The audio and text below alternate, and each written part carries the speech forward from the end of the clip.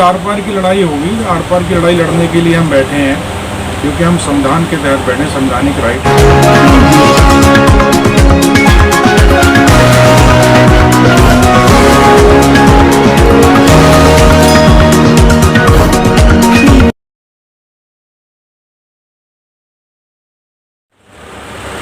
मानसा 22 तारीख आ गई है और 22 तारीख को संयुक्त मोर्चे की तरफ से एक अपील की गई है, तो क्या तैयारी है 22 तारीख की?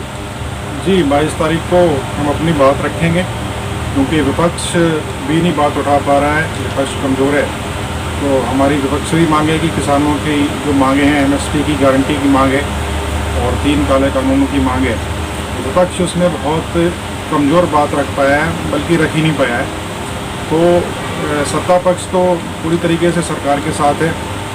एक भी एमपी नहीं बोला अभी तक, न राज्यसभा में न लोकसभा में, जबकि वो भी किसानों के द्वारा चुन के भेजे गए हैं। और कई, मेरे ख्याल से 50% तो किसान ही हैं जो संसद में चुन के आए हैं, लेकिन वो बोल नहीं पा रहे हैं। आवाज़ उनकी दबाई गई है, विपक्ष की आवाज़ जो दबाई गई है। तो हम अपनी आवाज़ बन के खुद पहुँचेंगे और संसद, क्योंकि एक पवित्र मंदिर है देश का, हमारा संविधान, हमारा संवैधानिक देश है और लोकतंत्र में विश्वास करते हैं हम। तो उस अपना जो राइट है, हमारा संवैधानिक राइट है, उसके तहत हम अपनी आवाज़ रखने जाएंगे, क्योंकि हमारी आवाज़ संसद में कोई उठा नहीं रहा है। तो हम जगाने का काम करेंगे और लोगों को जागरूक करेंगे। और जितने एमपीज़ हैं, लोकसभा के मेंबर पार्लियामेंट हैं, उनसे कहेंगे कि हमारे जो कृषि के मुद्दे हैं, बिल वापस हों और ये सरकार से मांग करें। और हम 7.5 महीने हो गए, 8वां महीना चल रहा है, बॉर्डर पर बैठे हैं किसान, सरकार ने सुन नहीं ली है। तो अपनी जोर शोर से पूरी ताकत के साथ अपनी आवाज़ रखी है। लेकिन मान साहब, हाँ, संसद भवन जाने के लिए धरना प्रदर्शन करता है, उसके लिए एक परमिशन लेनी होती है, तो क्या उस परमिशन का क्या एक रूपरेखा रहेगी? नहीं, हम पूरी व्यवस्था के तहत जाएंगे। हम जो हमारा संयुक्त मोर्चे का ऑफिस है सिंगू बॉर्डर पे, वहाँ से हम सब एक जत्थेबंदी से 5-5 लोगों को लेंगे।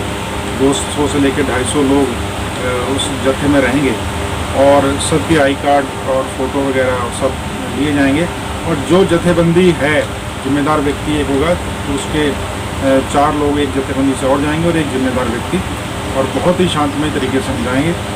और क्योंकि ये प्रोटेस्ट ही शांतमय तरीके से चल रहा है, तो ये हम संसद पे भी जो जाएंगे अपनी आवाज़ रखने के लिए शांतमय तरीके से जाएंगे और एक व्यवस्था के तहत जाएंगे।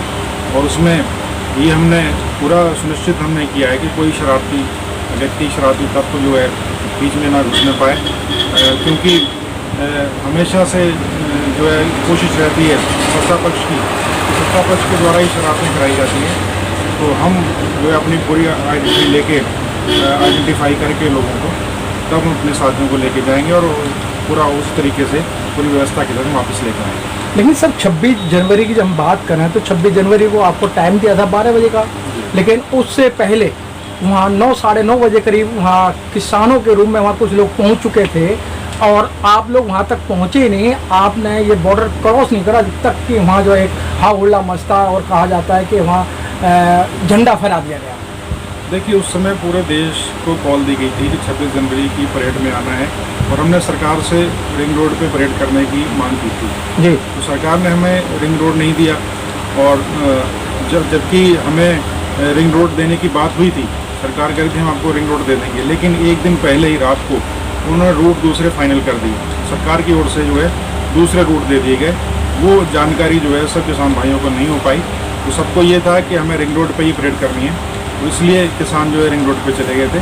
तो उस सबको देखते हुए, उसके मद्देनजर रखते हुए हम उसको ये हमें पता है कि इस तरीके से हो सकता है, तो इसीलिए हमने एक गिनती कम रखी है, कम संख्या रखी है। 200 से 250 को मैनेज भी कर लेंगे आराम से, कोई प्रॉब्लम नहीं होगी। क्योंकि उस समय लाखों ट्रैक्टर आए थे और लाखों लोग आए थे, वो मैनेज नहीं हो पाया। प्रशासन की उसमें बहुत बड़ी ढील रही है, क्योंकि जो रूट हमें एक दिन पहले फाइनल करके दिया गया था, उस पर बैरिकेड्स लगा दिए गए प्रशासन के द्वारा, और जो दिल्ली को रूट जाता है उसको खोल दिया गया था। तो प्रशासन की चाल थी, प्रशासन की नालायकी थी। वो जानबूझ के प्रशासन उधर ले जाना चाहता था ताकि ये आंदोलन अपने मुद्दों से भटके और रास्ता भटकें लोग, और वो सारा प्रशासन उसमें कामयाब हुआ। लेकिन अब प्रशासन की मंशा हम कामयाब नहीं होने देंगे, हम अपने लोगों को हैंडल करेंगे और खुद अपने तरीके से उन्हें लेके पहुँचेंगे। लेकिन सर 25 जनवरी तक मीडिया में इस तरीके कोई खबर नहीं थी कि किसानों का रूट जो डाइवर्ट कर दिया गया है, और वहाँ प्रशासन से भी मीडिया की बातें चल रही थी, लेकिन मीडिया ने वो प्रशासन ने मीडिया को भी अंधेरे में रखा, उधर किसानों को भी अंधेरे में रखा। मॉर्निंग में आती है, सुबह आती है तो उनको रूट को डाइवर्ट कर दिया जाता, और पुलिस की इसमें अहम भूमिका थी। जी, पुलिस की अहम भूमिका थी, पूरे प्रशासन की थी। दिल्ली पुलिस की शरारत थी वो। दिल्ली पुलिस ही लोगों को लाल किले पे ले गई, क्योंकि जो रास्ते लाल किले पे जाते हैं वो सारे खुले हुए थे बैरिकेड्स, और जो रूट हमें दिया गया था वो उसमें 4 किलोमीटर सिर्फ दिल्ली का एक एरिया था जहाँ से हमें अपनी परेड निकालनी थी, बाकी यूपी का एरिया था। लेकिन जानबूझ के वो रास्ते खोल दिए गए जो दिल्ली को जाते थे, और जो परेड इन्होंने फाइनल किया था, जो रूट फाइनल किए थे वो एक दिन पहले बताए, कम से कम एक हफ्ता पहले रूट फाइनल होना चाहिए था, ताकि हम अपने लोगों को बता पाते। वो इसमें प्रशासन की बहुत बड़ी जो है नाकामी साबित हुई है, और इसीलिए वो सारा इनका पूरे से प्लान था प्रशासन का कि हम अलग अलग रूट्स पे ले जा करके इनको उलझा देंगे किसानों को, तो वो किसी ना किसी हद तक वो कामयाबी हुई। तो वो उधर किसान चले गए, तो ये प्रशासन की ही गलती से गए हैं, प्रशासन की नाकामी से गए हैं। हमारी ओर से जो है हम व्यवस्था हम पूरी बना रखी थी, हमने सारा मीडिया को बता रखा था कि ये रूट इधर से जाएंगे, लेकिन उसके बावजूद भी क्योंकि एक दिन पहले हुआ था रूट फाइनल, तो सब लोगों को जानकारी नहीं हो पाई, इसलिए वो उधर चले गए।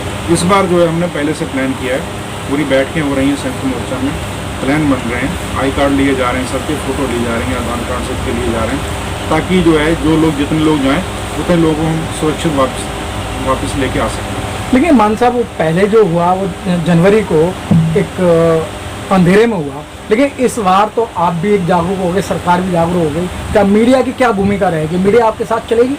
मीडिया की बहुत बड़ी भूमिका रहेगी। वहाँ तो नेशनल मीडिया, इंटरनेशनल मीडिया सभी रहते हैं, दिल्ली में सारा मीडिया रहेगा।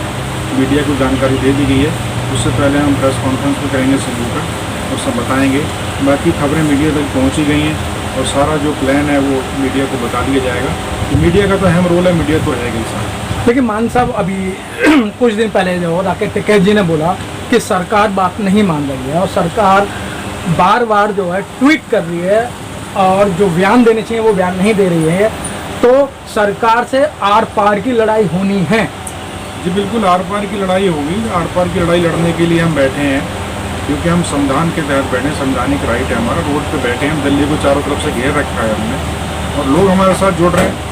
पूरा भारत जो है हमारे साथ जुड़ गया है। आसपास के जितने शहर हैं, गाजियाबाद लगा लीजिए, नोएडा लगा लीजिए, लोग आके अपनी बात रखते हैं। यहाँ मंच उनके लिए भी है।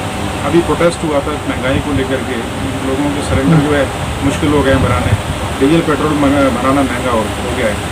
तो लोगों के मुद्दे हैं, हम उठा रहे हैं। हम अपनी लड़ाई भी लड़ रहे हैं, लोगों की लड़ाई भी लड़ रहे हैं। रोजी रोटी की लड़ाई है, रोटी महंगी ना हो, दाल आटा महंगा ना हो, चावल महंगा ना हो, क्योंकि इससे डीजल अगर महंगा होता है, पेट्रोल महंगा होता है, ट्रांसपोर्ट महंगी होती है, उससे सब्जियां, दाल, आटा, हर चीज़ पे फ़र्क पड़ता है, महंगा होता है। तो आम जन को इस पर बहुत ज़्यादा प्रभावित होता है, आम जन। तो वो लड़ाई हमने लड़ी है, और पूरा हमें भारत से हमें समर्थन मिला था जब हमने यहाँ सिलेंडर उठा करके हमने प्रोटेस्ट किया था। तो ये हम लड़ाई पूरे आम जन की लड़ाई लड़ रहे हैं।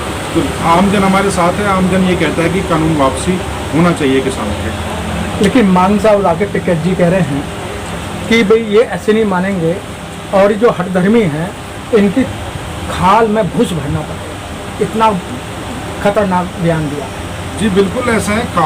जो खाल में भूसा भरती है वो पब्लिक ही भरती है। वो जब समय आता है 5 साल बाद, तभी भूसा भरती है।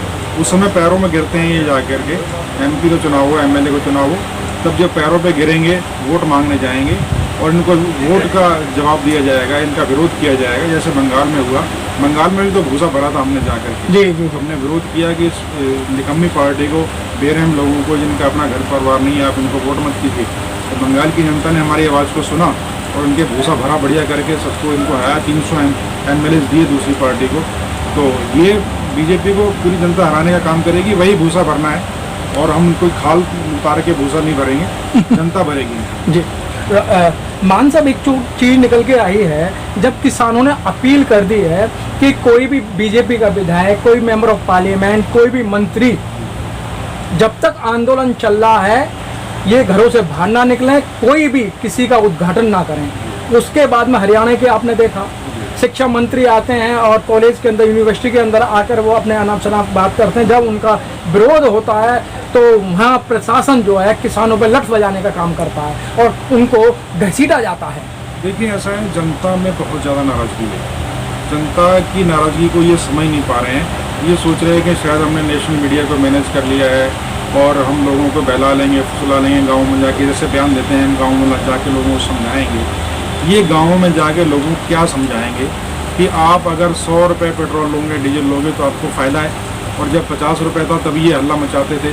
तो किसान अनपढ़ नहीं है, किसान पढ़ा लिखा है, जानता है, गाँव में जाए तो सही, लोग तैयार बैठे हैं डट लिए। और इनको बिल्कुल जनता सबक सिखाएगी। जनता जो कहती है कि हम आपको निकलने नहीं देंगे, असल इनको घर बैठना चाहिए और इनको इस्तीफे देने चाहिए। ऐसी सरकार जो ना चल पाती हो, जीडीपी जो है माइनस में चली गई 8%, कहाँ हमारी प्लस में थी 8% जीडीपी। आज किसी के पास रोजगार नहीं है, शिक्षक जो हैं वो परेशान है, छात्र परेशान है, रोजगार दिए नहीं, जो 2 करोड़ रोजगार कहते थे उनमें से दे नहीं पाए, ये नौकरियां नहीं दे पाए, लाखों रुपए कहते जाके खातों में आएंगे। जो बहला फुसला के किसानों को कहा था कि CO2+50 का हम आपको रेट देंगे, MSP की गारंटी देंगे, कुछ नहीं दिया इन्होंने। जनता जानती नहीं है क्या, जनता भोली नहीं है, इतनी जनता सब जानती, सब सिखाएगी। और ये चुनाव में जो है जैसे बंगाल में और दूसरे राज्यों में इनको हराया है, तो जनता जागरूक हो चुकी है, उनको बुरी तरीके से हराएगी जनता और इनको सबक सिखाएगी, सत्ता से उतारेगी। Press the bell icon on the YouTube app and never miss another update.